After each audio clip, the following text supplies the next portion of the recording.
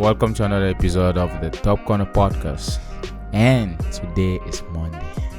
How are you doing today, William? Well, it's Monday, so I'm not doing that well. I'm kidding. No, it's for Mondays. As far as Mondays go, it's okay. Yeah. No one's really pissed me off in any particular way. I didn't have to sit in traffic. So yeah, I mean, Yeah. Like, most of the things that Mondays make people hate them for hasn't really applied to me today. So it's a pretty good day. Yeah. Well, this weekend was really exciting. Or last weekend was exciting, I mean to say. Couple of big teams fell down to the low guys. Oh, yeah. I like that. I like when you have a David Goliath situation.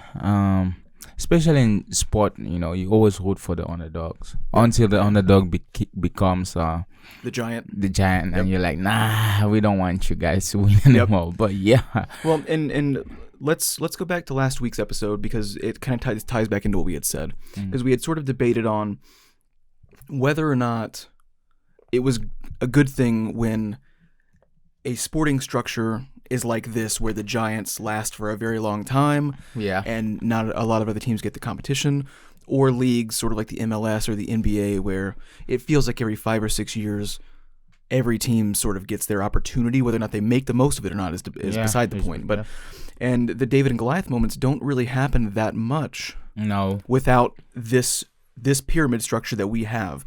There's something beautiful when, and I'm just using them as an example, not because I have a disliking for them at all or anything, but like when Chelsea isn't like if Chelsea was in this bad of form in the MLS, it wouldn't matter as much. Yeah. Because you win a championship, and then all of a sudden you miss the playoffs, and then you're in the championship, but you lose, and then you miss the playoffs. Like it doesn't really matter that much. But when you have these amount of accolades and this high expectation, it makes it more special when you fail to meet those. And then teams like Bayer Leverkusen and Stuttgart and Girona wouldn't matter as much this year if we'd had a bit more of an evenly distributed bit of honors and accolades and honestly wealth to go around.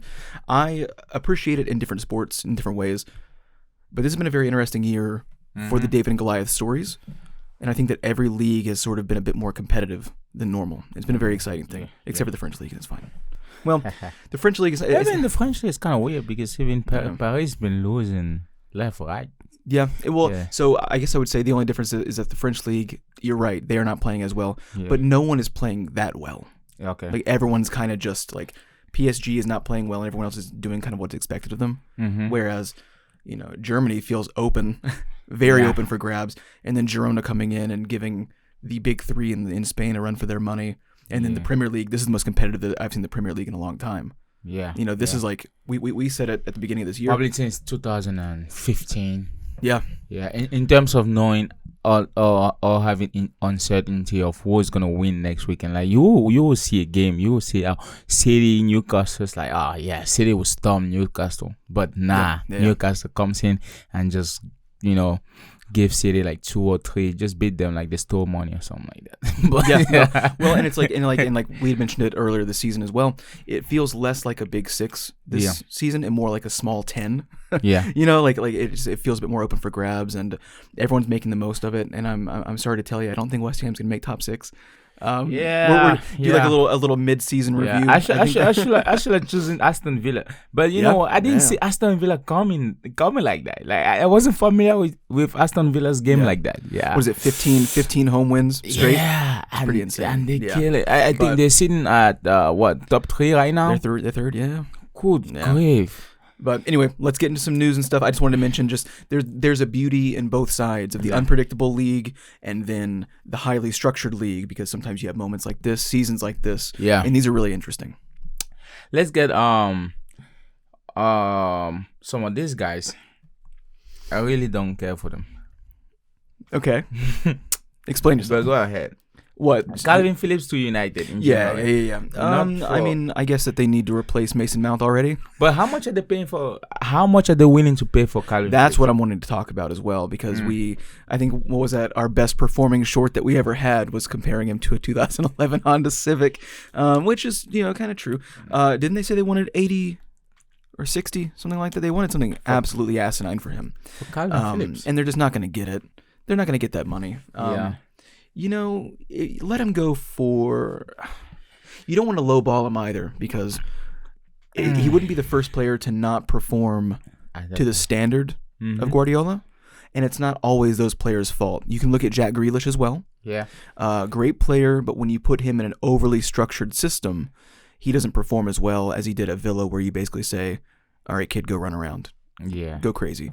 Not saying that Calvin Phillips has the desire to do that, because apparently he's a bit lazy in training and is not really interested in performing week in, week out. He's more interested in being a part of the big squad, and he seems like the guy that's okay with being in the third row in the photo and like bouncing around with the medal. It's like, I don't know about that. But 50 million? Someone would pick him up 45? 15 or 50? 50. 50.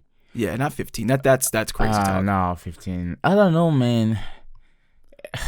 Yeah. I could see United spending that money, 50 million on him as an English midfielder to at least get the crowd to like him a little bit more. Yeah. You know what I mean? I don't know. I can get behind that idea.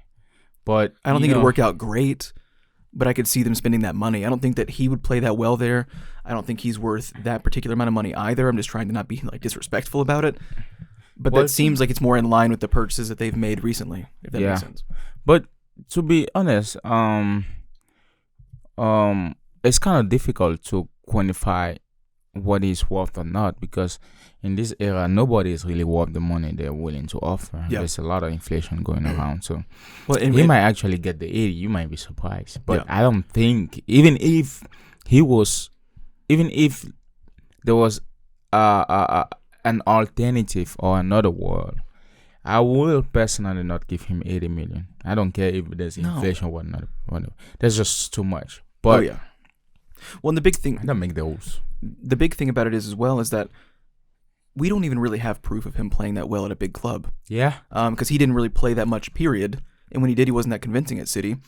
So we don't even know if it's just that the system didn't work for him and he didn't work for the system, or if he just doesn't have that capacity. Because when we really saw him play was at Leeds, where, no offense to Leeds, they're not as big of a club. There's not as many stakes. There's less structure on the field. That was when they were very energetic. They kind of just blitzed all over the place and went nuts. And it worked. They conceded a lot of goals that way, but they were an exciting team to watch. And he was a part of that side for that reason.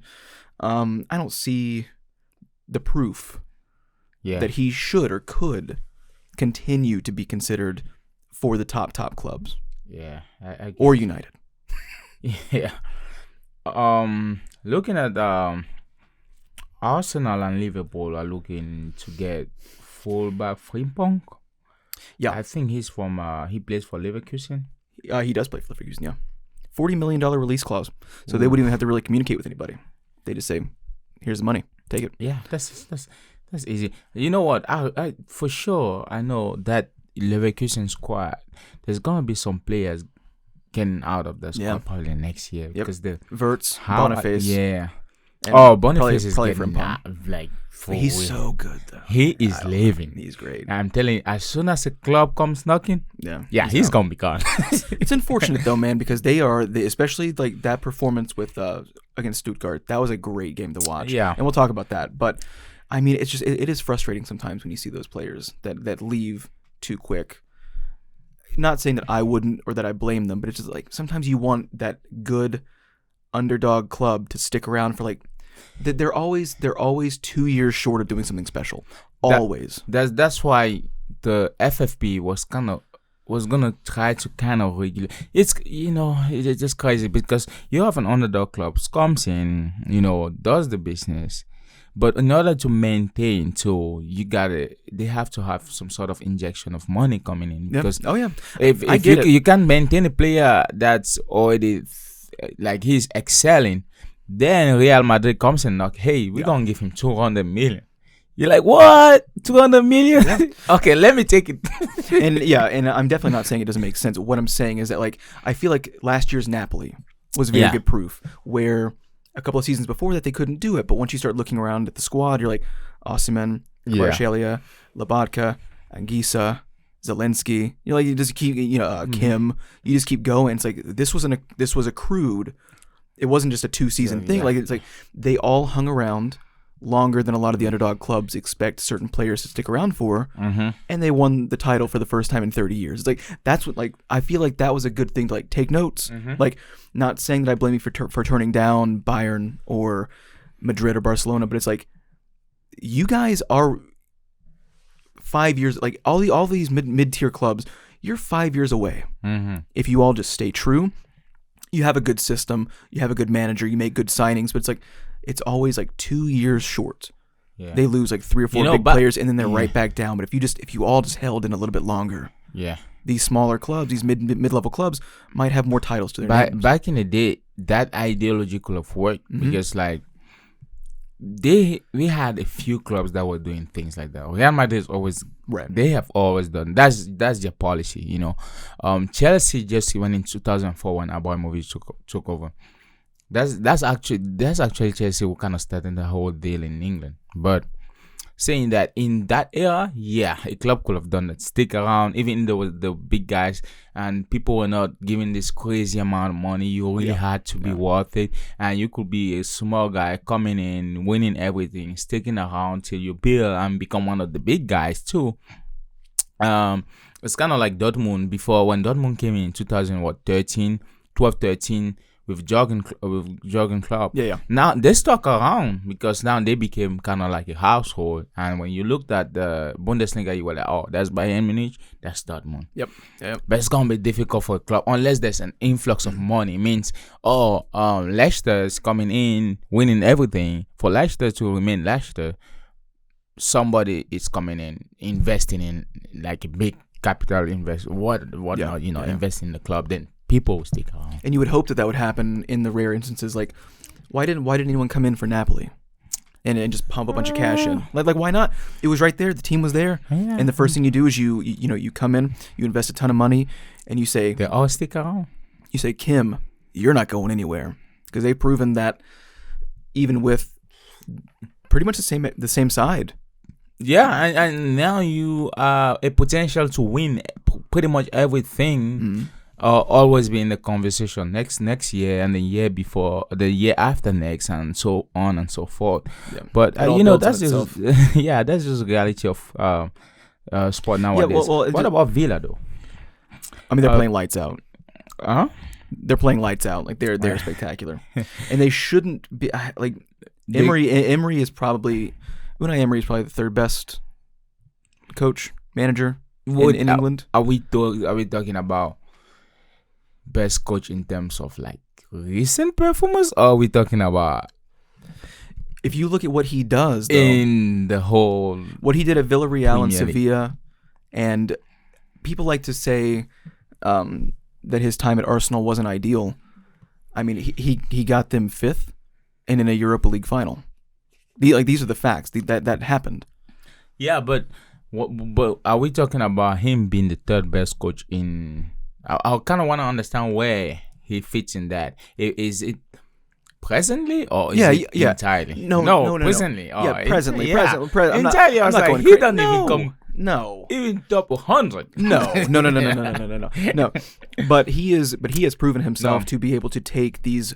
At this point, mid-level clubs, because he's unbelievable. It's weird. It's like Aston Villa just sneak up on people. Yeah. You look at the last recent performance; they've been killing. At least like against giants, not even small clubs. Arsenal, City, and so on and so forth. But they are planning to sell. You think they could sell Douglas Luiz to Arsenal? That seems like for what, 80 million? I believe it was 80. Okay. Yeah, I mean. That's a little high, I think. I'm not saying that he's not worth going to a club like Arsenal and going to. I do think that he is at that level. 80 is a lot, and but again, that's just the market. That's like not like we, like you and me, but like the market has been built purposefully over the last 2 seasons, but really this last season, where any great, quote unquote, great player is going to go for 100 million. Like it's ridiculous. You know what? It's going to have to stop, but it won't stop now. I think or about with Douglas Luiz. No, I think about it as cryptocurrency. It's like it's not real money, is it? Yeah, it's just like it's not real. Like these clubs have so much money that it doesn't feel like the 100 million is like real. All these kind of like, I don't know if you know anything about cryptocurrency, but you have all these little coins that will be based off Ethereum or whatever, and sometimes they'll be worth so much at some point, especially when there's a bear run or whatnot. Yeah. And that's kind of like how the players are now. It's like they don't really worth the money, but right the now money is there. Yeah. It's like we're just gonna pay them. So yeah, I mean, I could see that they definitely need someone to definitively replace Thomas Partey, because it looks like, I mean, he's still out. Yeah. He's still out. But apparently behind the scenes, it's a conflicting report, and it makes me want to get like a guy on the inside. Like I want to spy in the, but like he's hurt. Yet we constantly are getting these things saying that he's not happy with his playing time. So no shit, you're hurt. Like we can't help that you're hurt. And he's not in any of the lineups, starting or on the bench. Mm-hmm. Every single sports outlet, media outlet, has him still listed as hurt with a hip injury. Mm-hmm. So I don't know how you can be dissatisfied with your playing time when you're hurt. But it looks like for some reason they're both, the club and the player, are okay with letting him go in January. I don't know who's going to buy him if he's still fucking hurt. Like that's what I'm saying. It doesn't make any sense. Yeah. But they are absolutely looking for someone to fill that gap in the midfield, because they need the depth. Because once you get past the three, Odegaard, Rice, Havertz, you start seeing like, okay, well, Trossard's not a midfielder. They tried that for like I think 2 weeks, putting him in the left midfield, and it didn't work. Yeah. So like they definitely need some more coverage in that point, because with Partey out, and sending Xhaka away to a great Leverkusen side a little early, I think that he could and should have stayed one extra year. He still had a lot to give. He's playing great, despite not scoring goals. He's a great team player for Leverkusen still, so he's obviously working well with them. Yeah, they need coverage, and I think that if you need 80 million for that, and then Frimpong would be a good deal to sort of cover what looks like a defensive weakness for Zinchenko. It's unfortunate. Why not try to put Zinchenko in that left midfield instead of Havertz, and put him as more of a bit of an attacking midfield role? I don't know. So, to be honest, I feel like you can Arteta could transform, because the more I watch him play, especially this season, I feel like you can morph him or just transform him as a holding midfield. Yeah. Because A, he can defend. B, he keeps, most of the time he's in the middle. Yeah. So Zinchenko you're talking about. Yeah, Zinchenko. Most of the time he's in the middle so much that he might as well stay. he might as well stay there. Yeah, I get that. And if you watch last game, and we're gonna talk about it. Yeah. My conclusion just really came off of last game performance. But yeah, and going to United now, they are planning to is it planning?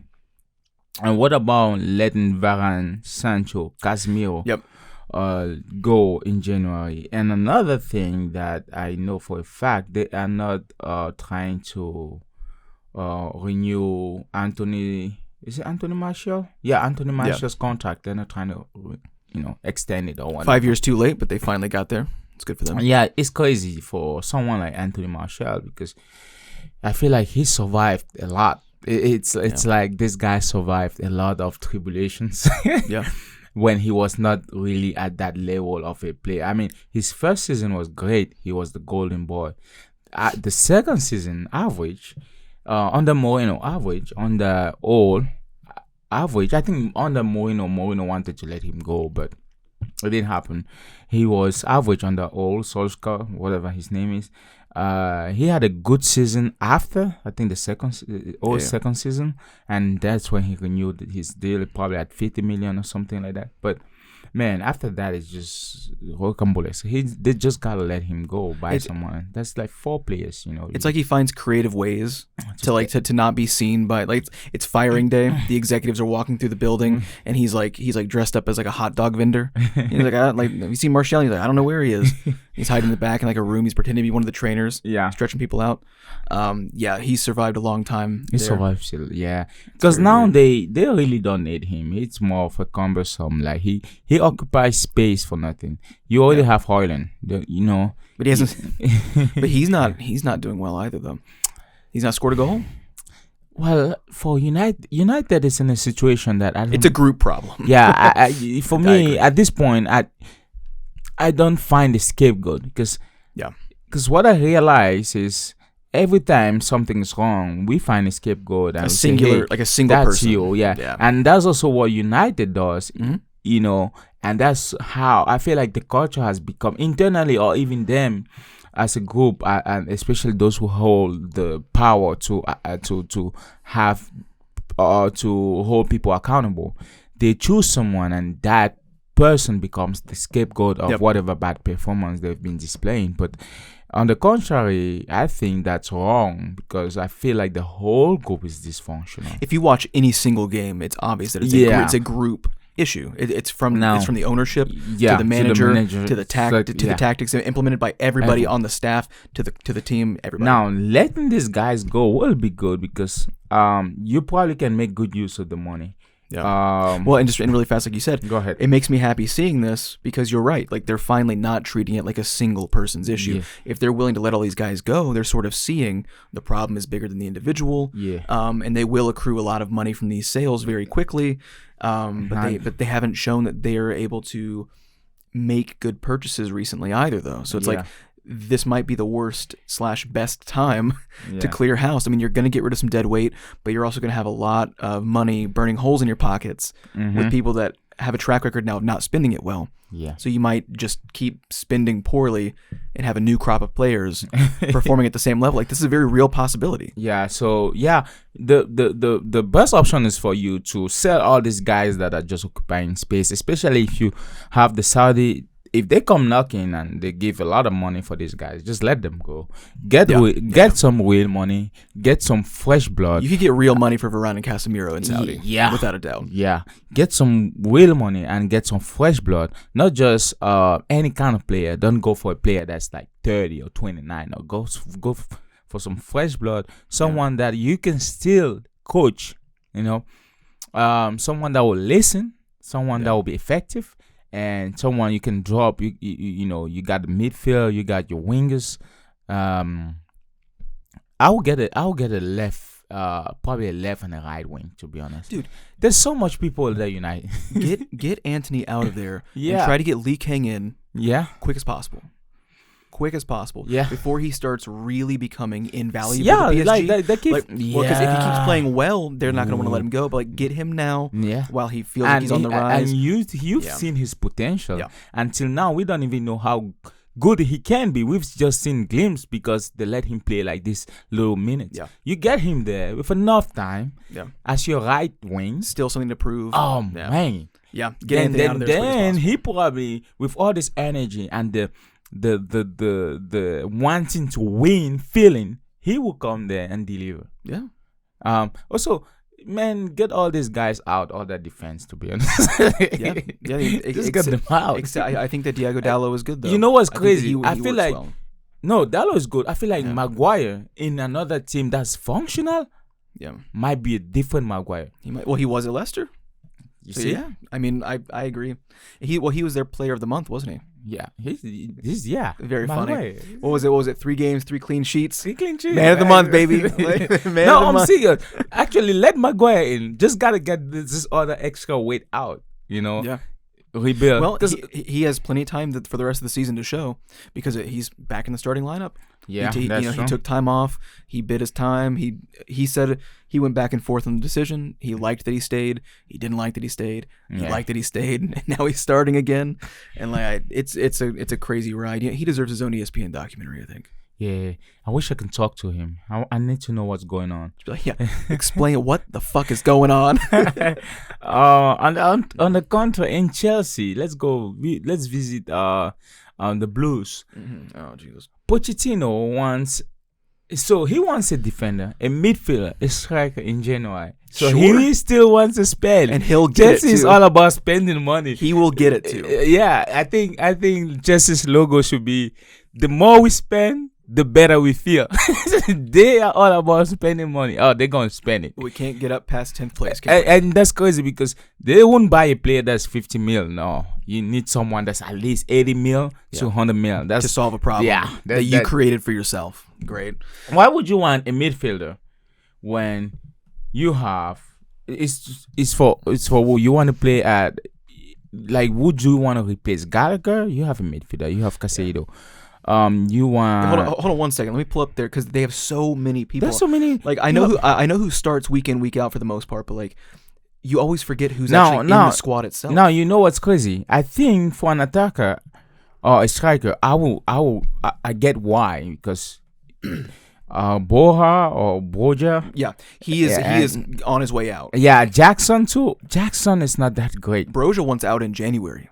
If he wants, let him go. If he wants to go, and Pochettino does want a new striker because Broja wants to go in January. Yeah, I don't fault him that much for that. But then you look at how many people are actually, and Nani Madueke, who I had mentioned to you in an article as well. He had stated that he wants to leave in January as well. Okay. So, if some of these guys wants to go, let them go.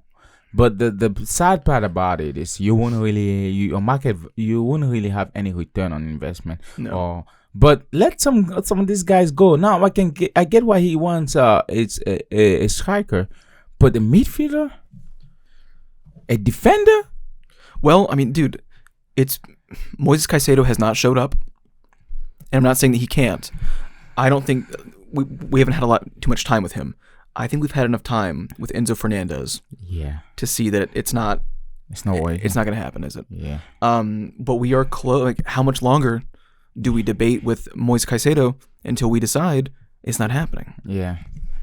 Oh man. I mean, they don't have that. Now that I'm looking at it, and we've seen the quality throughout the season. Romeo Lavia's hurt. Has he even played a match? Yeah. Has he? It's a genuine question. No. Has he come on as a sub, but he's not started a single match? I don't know. It's gonna be difficult to track. They have Cole Palmer listed as a midfielder, but he's traditionally a But what forward. if they left? He wants a defender. That's probably a CB. Yeah. Why don't you let Alex Disasi as your CB, Casado and Live there as your midfielder, and I don't. It's a mess. It's a mess. Like decision. it's like you see the squad numbers, and you're like, holy cow, there's a lot of people there. But then you start seeing who can practically fit in those spots, and there's nobody. Whereas Wesley Fofana still out. Malo Gusto's not that great on defense. Ben Chilwell is still out. Chalobah probably doesn't need to be there anymore, but he's out. Badiashile has not had a good run of form. Levi Colwell has left a lot of defensive maneuvers to conceding goals. Disasi is probably the best of their defenders in form so far this season. That's not that great, though, because they have a 0 goal difference.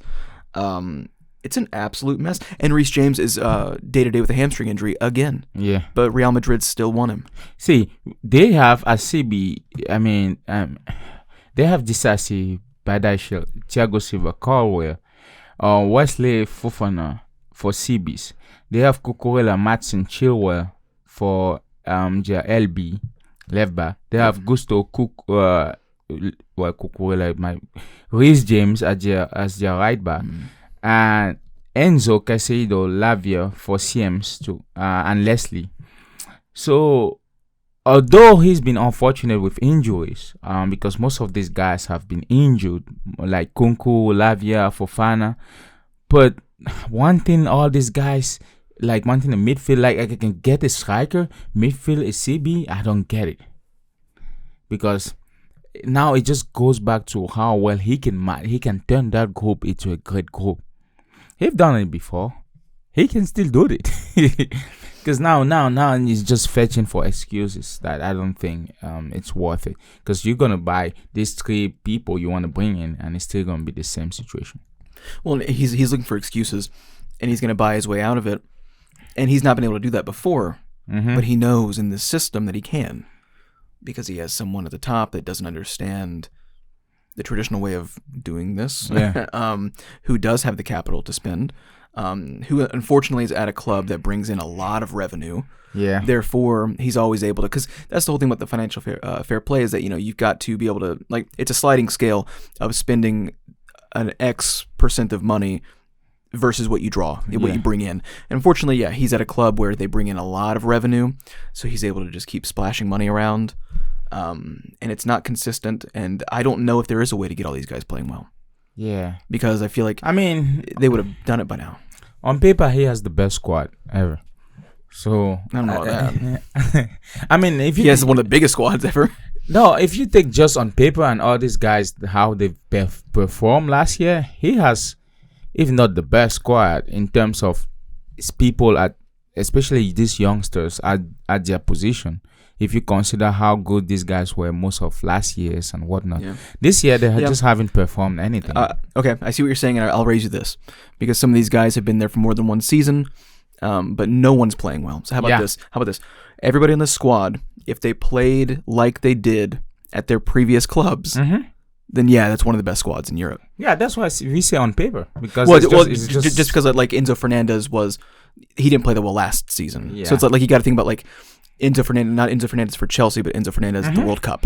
Yeah, which is why they bought him. So it's like if you played that way, Romeo Lavia at Southampton, but we haven't even seen him play here, so he could. That's what I'm saying. That son of a bitch might come in February and be an absolute rock star. He might, but statistics are suggesting to me that it's not going to happen. Yeah, because it was supposed to happen with 5 other guys this summer, and it didn't happen for anybody. For a team like that, I really can't say what they need or done because for somebody like United, for a team like United, you can feel like they need a revamp. Yeah. But a team like this, I don't know if a revamp is the best solution or just someone with a strong personality scaring this players and say, hey, they paid X amount of money for you guys. You have to play and you have to start putting your head in this game, because and not in your own ass. Which is what's happening. Yeah, something like that. Because most of these guys are 60 mil plus. Yeah. And most of these guys were really good at previous club they played at. That's why Chelsea got them. Exactly. That's what I was saying earlier. Yeah. So they have the potential. Yeah. They're just not doing it. They're just not. They don't want it. And there's no way that I don't know. There's no way that the entire roster all have the same mentality of, well, I'm getting paid a lot of money, who gives a shit? It's obviously not just that. Yeah. There's something going on in training and day-to-day stuff where, because all these guys have different backgrounds, they come from different cultures, different regions, different clubs, different play styles, different values as people, as players. There's no way that they all are in the same locker room and universally say, there's no point in trying. It's just Chelsea. Like there's no way. Something else is going around that's making them all feel and perform this way. Something's gotta be done. Well. Let's go to one thing. One game that I didn't get to watch all the game, but it was really interesting. Last weekend, a lot of these big teams were held at gunpoint by the little guys. Barcelona versus Girona. Oh my goodness. Girona 4-2. I mean, they played Barcelona like hate. Absolutely demolished them. Yeah. They played so well. I forgot it was Barcelona. Yeah. And you look at that back line, you're like, who the fuck is? Like, that's not Barcelona. Yeah, man. Araujo and Christensen were a mess together. And then you start wanting to you want to isolate the blame on the 2 center backs. You're like, no, because Jules Koundé is the reason that 1 goal is conceded, and João Cancelo was for the other. If all 4 goals were evenly distributed through the absolute shithousery of that back line, and really, what they kept doing was they kept getting threaded balls in through a lackluster and lackadaisical midfield. Yeah. And a struggling defensive line. Like if you look, they were threading it past Frankie de Jong and Ilkay Gundogan, they were still trying to maintain their midfield position, but they couldn't do that. Yeah, it's a mess. The backline is absolutely dysfunctional. They got it all leave. They got so bad that it is affecting their midfield too. Like the communication doesn't seem there between the two. I was really impressed by Girona way of playing.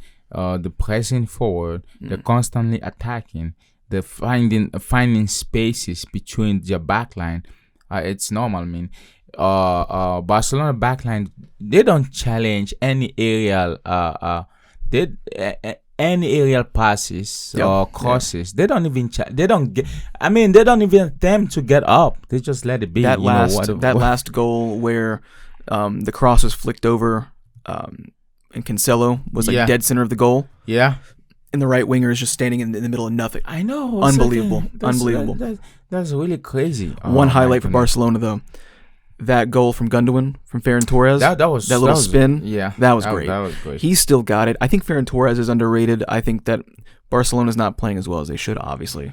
But Fina couldn't dribble to save his life. And he's known for good dribbling. That's part of the reason that he's there to create space, and it just doesn't really happen, does it? Yeah, not recently, but not against Girona. Girona has locked all of them up. Actually, I was like the way they conceded. I don't know, man. I feel like Girona's coach is doing a great job. Tactically, he won that game. The way they played, Girona is another squad that I see a lot of players that might leave, and it's crazy. I want to know if could we potentially have a Leicester of 2015 in La Liga? Could. And with them being owned by the same group that owns Manchester City, it would make sense because they do have good money management. Like, they have money behind them, but they're spending their money well. They're assembling the right teams. They've got everything in order like that. And that's one thing that you've got to say about the ownership of Newcastle, the ownership of Manchester City. Yeah. Despite having just unbelievable amounts of money behind them. Yeah. They spend smart. Like they know the game inside and out. Mm-hmm. They bought these clubs because they like the clubs, because they like the sport. They're not just trying to turn a profit in 10 years. Mm-hmm. So it makes sense to me that another club that's owned within that same regime, smaller, would operate in a similar way. Like they know how to scale down their sensibilities and their tactics, investment wise, and on the field, for any club's price point. It's pretty impressive to see that from afar. So do you feel like because they're owned by the same group, someone like you take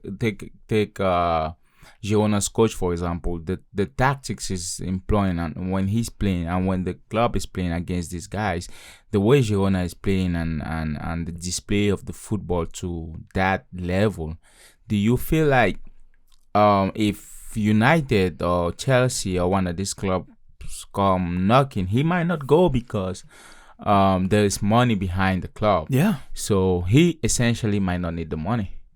Yeah. No, like, but do you need the club history? Because there's a difference, right?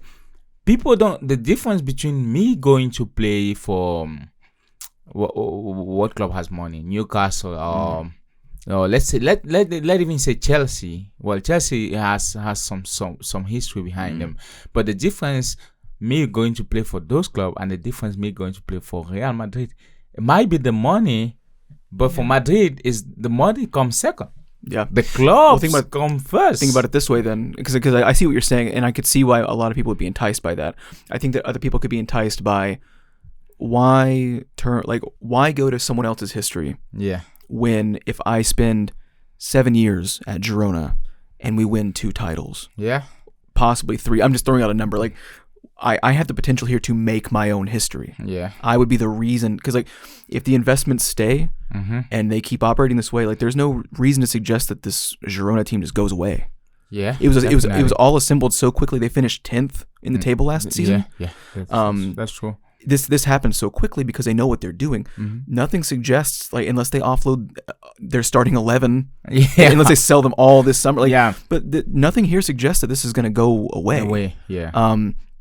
They might have the money to keep all these guys. And they said that they are aiming to keep spending in January. Okay. And the other thing is, and you know, they've been very fortunate with no injuries. They're not playing in any European competitions, so they've only focused week to week in the in the Spanish league. But next year, even if they don't win the title, they'll more than likely be in Europe. So they're going to need to have more invest. Like they are building. They might something have all this thing figured out. It's not going away. Kind of like a roadmap. We just gotta get to point X, and point X, from point X we gotta get to Y, from Y. You know. So if I'm the manager in the beginning of this building process, I'm not going anywhere because I had the possibility of, let's say that this does become the 4th big club in Spain. I was the manager that started that. Like, I would like to be that, then go and win 2 titles in 7 years at Real Madrid.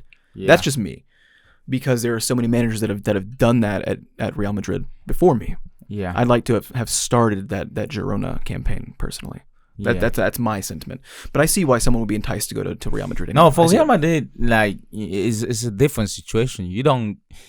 They offer good money on average, but the attraction is the club history, is the energy, is the feeling. It's the best club in the world. Yeah. Even someone like Barcelona, but I see how all of these players can stay in. Girona plays fundamental football. The movement on the ball and off the ball was great. Yeah. They switch amazing. Held possession well. Yeah, I think at some point Barcelona could not touch the ball. It's crazy. It's weird seeing a club dominate Barcelona possession when all they do is possession. So it was crazy, and yeah, I feel like they might be here to stay. They might be here to stay. Might be. Makes you wonder how. And then we'll quickly move on. We spent a lot of time on the news. We're clocking in at 42 minutes right now.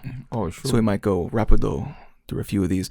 But it'll be really interesting to see how Barcelona performs in the Champions League as well in the rounds of 16. Like, how is this going to affect them going into that? Are they prepared for a lot of these clubs that are about to get out of the group stage as well? Yeah. Anyway. Dortmund versus Leipzig. Leipzig is playing great right now. And Dortmund is just not. Yeah, Dortmund is. They're kind of flat.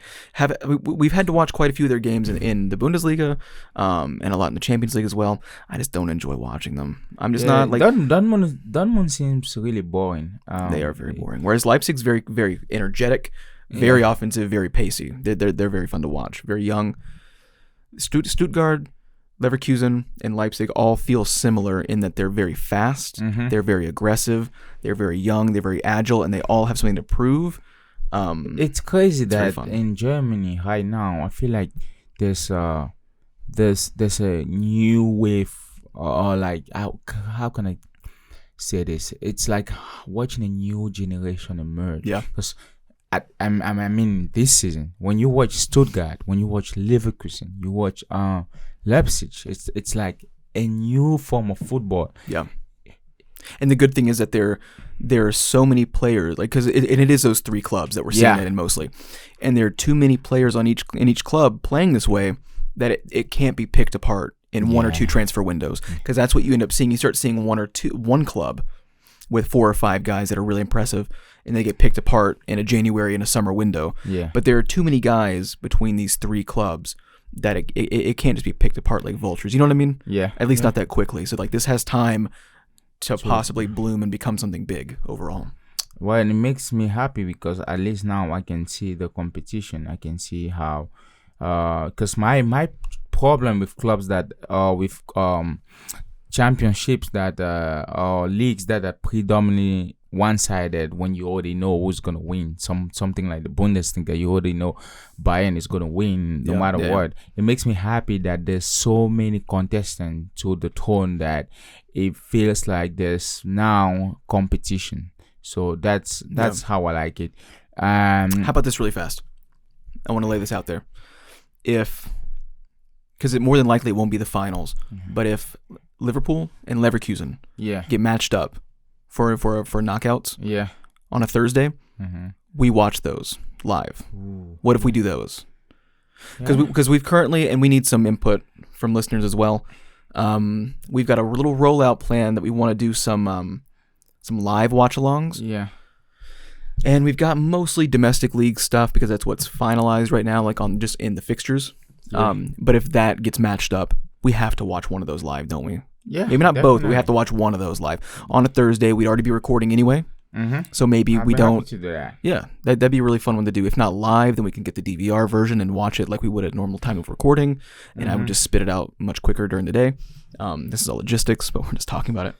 But no, I just thought about that though. Like, those are the two clubs that probably deserve to be in the Europa League final.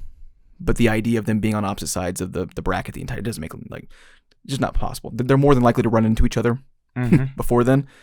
But that would work out in our favor because the Europa League final's on my birthday. Ooh. So I wouldn't be able to watch that live. Yeah. So I'd like to see that round on a Thursday when we record anyway, and that'd be fun to see. Anyway, Aston Villa versus Arsenal. What did you think? For me, I think the the game. I don't think that Arsenal played poorly. I think that they both played very well, probably to the same level. But the difference is, Arsenal could have won the game if they were more aggressive towards the goal. Yep. If they wanted to really score and finish. But apart from that, the game was well managed on both sides. Yep. And Aston Villa haven't lost a game this season when they score first. Yep, and here it is. Yeah, and I mean, Emi Martinez had a great game. A lot of very good saves. Villa's press really shut down a lot of Arsenal's passing lanes, and when Arsenal don't play well, they have trouble getting into the box. Yeah. Their link-up play up to the box is fine. This is a very strange one in that they had opportunities on net. Mm-hmm. It wasn't the fact that the passes were off and they couldn't get there. Yeah. Or like they were either getting shut down in the midfield or they were putting a pass wide or a shot goes wide. It's just like they had the scoring opportunities as opposed to just not being able to unlock that last bit of the defense to get through. This was a very frustrating one to see because they were missing chances, but it didn't feel like, when you see a team just shooting all over net, and you're like, they can keep shooting, they're not getting there. There's not getting there. Like you see it because that last bit of the defense is not unlocked. Mm-hmm. Every one of these chances that they had that felt convincing were convincing, mm-hmm. and it felt like it felt like a goal was going to come from this, genuinely. And it just never did. As opposed to those games that just kind of feel helpless, where you're just might as well put a blindfold on. But I think that all of them they both kind of had a great game. Saka was working out there. I think he did whatever he could, but it just wasn't going their way. I think Havertz played well. Yeah, Havertz. I mean, Havertz he's gotten to the point where he is kind of like assimilated to Arsenal's game and how they play, and I think that he at some point next year he will really be effective. This was an interesting game though because, and even one of the commentators mentioned it as well. For the last 3 games or so, you can tell that the team is better at reading when Havertz is going to make a run. Yeah, and Havertz is reading more for the right time for him to make the run. That's what it felt like the issue was. Yeah. In that second half, though, you started seeing the earlier this season Havertz where he's asking for the ball over the top, but he's not making the run. Yeah. And he's standing with the defender right in front of him asking for the ball. It's like, well, I can't give you the ball. Yeah. Because we're gonna turn it over immediately. I'd send it to you over the top. Yeah. But you're standing flat-foot asking for the ball. But you see the guy in front of you. Yeah. So it felt like a partial repeat of what was happening earlier in the season, despite making some decent runs in the first half. That second half, the only time that he really seemed to be getting a lot of traction was when he was kind of playing being a bit of a shithead to the opponents, which I don't mind that too much. It's one of the situations where you hate when it's done to your side, but you like when it's done to someone else. And I was happy. I was happy for Unai Emery, the way Arsenal treated him. I bet he was happy beating Arsenal too. Yeah, and it's so unfortunate too, though, because it's like certain fans either really don't like Emery, like Arsenal fans. They either don't respect him or they understood what he did for the, like. I don't understand how a fan can really dislike because you had 4 years at the end of Wenger where it was really bad. You were, asking your managerial hero to resign, and then someone comes in and gets you Europa League football and takes you to the final of that competition in the same year. How, as a fan, do you look down on that year? I mean, like, was it exactly what the fans of the club want and expect? No. Yeah. Is it where they deserve to be at the time? Yeah. Is it actually possibly more? Did they deserve a European final? Probably at that time. Probably not. They still lost it because Arsenal has a bad time in Europe. That is true. What did you think about, was it the handball? I gave up.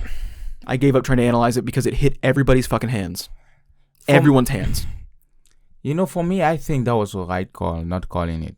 because Me too, because you couldn't read. So many things went wrong. Because if you gave a penalty, then the assumption would be, well, on what basis? Because everybody was hating it. It started hitting I forgot his name, but the Aston Villa player. But Cash. that was Cash. That was involuntary, so you can count it. Because when he hit him, he was like behind. It went from Havertz's shoulder, which was legal, to Cash's hand to Havertz's hand to Cash's hand. So and then it goes down, and then Havertz gets a foot on it, but then Nketiah gets the foot on it and scores it. But then you look at it again, and Havertz got the last touch on it. Yeah.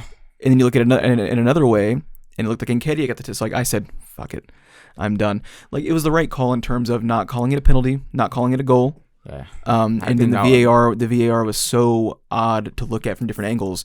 There was no point in overturning it. So yeah, you just want to wash your hands of it because there was no. Yeah. It looked different in every single angle, and was damning in different ways in every single angle. Yeah. So just call it nothing. It went from Harvest to Cash. Then it looks like it bounced off Cash, tied to his hand, then to Harvest. Then from Harvest to Harvest again. But one of those angles, if you look at it, like one angle looks like it touches Havertz's hand, and the next one you see that it doesn't. It literally goes right up his chest. Yeah. But it was also but it was the second time that he had touched the ball with his hand, allegedly.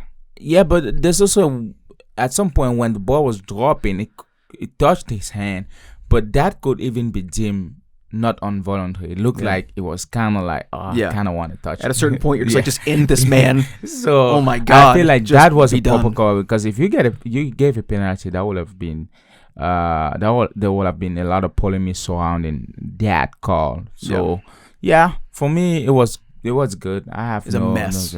No, I mean, what I mean by that is like, yes, the right call was initially given. The replays did not give anything convincing to overturn it. It's like in the NFL is that way too in their reviews. We're not looking for the truth. Yeah. In a way, we're looking for like, can we refute the initial call? Yeah. And I believe that was the case here. Yeah. I mean, it touched everybody's fucking hand. I think it touched some of the fans' hands at some point. You're just like, okay, fine. It's not a penalty. It's not a goal. Yeah. Just ignore that this thing happened. What goal? Didn't happen. Then we had Tottenham, Newcastle. Oof. Was it Newcastle Tottenham? Mamma mia! It was Tottenham, and it was Tottenham hosting. Woo! Trippier. That was a hell of a game. Trippier had a bad day. For Son, you put Son on the left wing when you want him to teach some classes on how it's supposed to be done.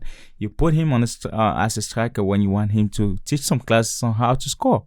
Yeah, I think that he's been underrated for about 5 years now, man. He's a very good player. He has gotten to the point where, and most players get to that point, if not every good player, but not all of them get to that. Is the point of maturity where you have mastered your art to the T, where when he plays as a left wing, he shows how you have to play as a left wing. He knows exactly what attributes to use. Yeah, he knows how when he goes, should I cut back? Yep. No, should I initiate the run? But I'm not gonna run too. Yep. I'm not just gonna run too. I'll run at some point, feint, cut back, give a pass in, or cross, or he has so many skills, and he knows exactly which ones to use in whatever position he's in perfectly. So he reminds me a lot of Karim Benzema, not in terms of how he plays, but in terms of how throughout his mid to late 20s, no one wants to give him his due. Yeah, they're all like, he's good, he's fine. And once you're in your early 30s, and you're supposed to be winding down, you're still playing at the same level that you were in your 20s, and they're like, well, I guess this guy is pretty good. You're like, no shit. Like what? Like, that's always good. I'm not saying, exactly. And don't get me wrong. Did Benzema definitely have like a 2 or 3 year season stretch where he hit his absolute peak late, which is unexpected? Yes, it did happen. But I think that Son is going to have longevity.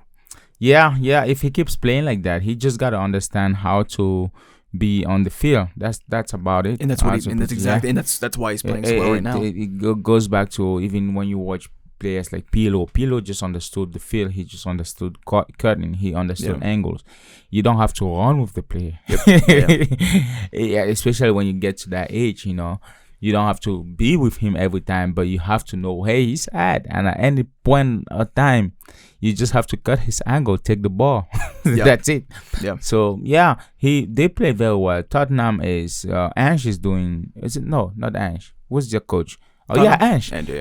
Ange. He's doing a pretty good. When they're thing with up, them. they're up. When they're down, they're down. And that's the reason. Well, that's one of the reasons why they won't win the league this year. Newcastle is kind of strange though. You win this club, the next week you lose badly, then you come. Both Tottenham and Newcastle are in this stretch right now where you don't really know which version of them you're going to get. Yeah. You don't really know what to like given the opponent what to expect from them. Mm-hmm. And when they play well, they play very well. Yeah. When they play poorly, they're very bad. They're very bad to watch. I don't know, and that makes them interesting. That makes every game kind of must see for both of them, even if you're not a fan of them, to at least keep up with them, to see what their current form is. And then does their current form even matter when they win, lose, win, lose, win, lose, win, lose? It's like kind of. Sure. Well, the I think Song, Richardson, I think they could do something amazing this season, but I don't see them winning the league. No. Well, and Richarlison doesn't have long form either. This came out of nowhere. This was not. No, I mean, and that's true. That's what his whole career has kind of been. And again, that's not a knock. I mean, it is what it is. If he had consistent form, for seasons now, we'd be talking about him in a different way. But even with Brazil, he doesn't have consistent form. It's just the way it is, man. Let's get into some power ranking for the week. All right. Did you make yours? No. You didn't make yours? I'm kind of leaving this as your segment. That one guy's going to yell at me again. Which one? I'm kidding. Oh, yeah. I'm kidding. No, he didn't yell at me. Okay. Let's prep for this. Are you ready? Yeah, I'm ready. Also, before we get there, Bournemouth, I think they have never won United at home. And it was the first time last weekend that they won United. It's kind of crazy that this United is breaking all kinds of statistics. Bad ones. Bad ones. Yeah. So they're removing the United feeling, They're feeling very divided. Yeah, I just want to get that out before. Manchester go ahead. Divided. All right. Number 1, Real Madrid. Yeah. Number 2, Inter Milan. Yeah. Number 3, Manchester City. 4, Bayern Munich. They fell a little bit, not too much. 5, Liverpool. Yeah. 6, Arsenal. 7, Bayer Leverkusen. 8, Aston Villa. 9, Tottenham. 10, Girona. Honorable mention at 11, Barcelona. Ooh, Barcelona, is that out of the game? Dang. They were already my 9th, I believe. Oh. So they didn't fall that far for me. Okay. What do you think? Not bad. What was the first one? Real Madrid. Yeah. They drew. Like but it wasn't too bad to push them down. What scored? 5-1 against Eintracht was enough to knock. Yeah. But you know who scored Madrid? Bellingham. The boy. Yeah, amazing. Golden boy. Yes. Absolutely. We are scoring every single game, and if we don't score, who's we? We do assist. Who's we? We. You? I am with Bellingham. Yeah. Okay. Yeah. He.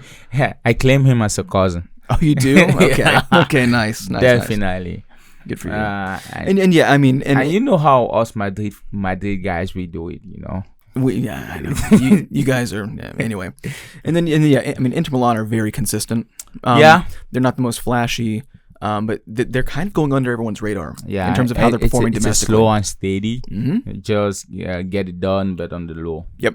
It makes me think that a lot of clubs and fans are going to take them for granted in the knockout stages. Yeah.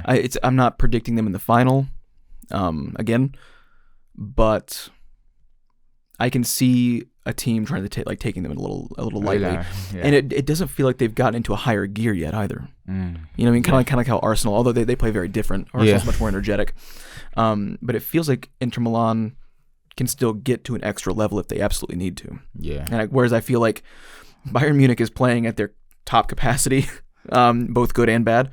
Real Madrid are too. I mean, like not that they can't pull out some miracles, but like they are putting forth true effort, firing very, very strongly for most matchups. It feels like Inter Milan are able to get things done without having to really push themselves too far, push themselves over the edge, if that makes sense. Yeah, that definitely makes sense. For all and everyone listening to this podcast, go and subscribe, turn on the notification bell. Turn that bell on. Yeah, and also we will have all our social media links. Go to each and every one and subscribe, and just listen to the good news. The Tiki Talk. We are on the Tiki Talk. Obviously, we're on YouTube, Spotify. Audible episodes come out usually almost 12 hours early. So if you just can't get enough, this will be up in a couple hours. Yeah. And we're gonna promote it one more time. Not one more time. Yeah. One more, as in adding to. Not this is the last time. Go ahead. On December 23rd, 11:30 a.m. It is Liverpool versus Arsenal. We will be doing a watch along. It will not be a live stream, but we will have it up within an hour and a half to 2 hours after the game finishes for you guys. Let us know if that's a format that you would like to see somewhat more often. We have to accommodate work schedules, but we do the best that we can. Yeah. And then, like we said earlier, maybe a Liverpool-Leverkusen Europa matchup, if that works out. Mm-hmm. And then I figured, since we're already here really quick, April 21st is Madrid versus Barcelona on a Sunday. The time is not set, but that'd be doing El Clasico again. Live would be great. And that would be a good way to get another run through before the June 1st Champions League final. Yeah. So that seems like a good little setup there, man. It We've does. got a lot of good opportunities there. Yeah. So yeah, again, just go subscribe. December 23rd. Go and subscribe. It's a Christmas gift for you boys. Yeah. Well, and we see you guys next week. Bye. Goodbye.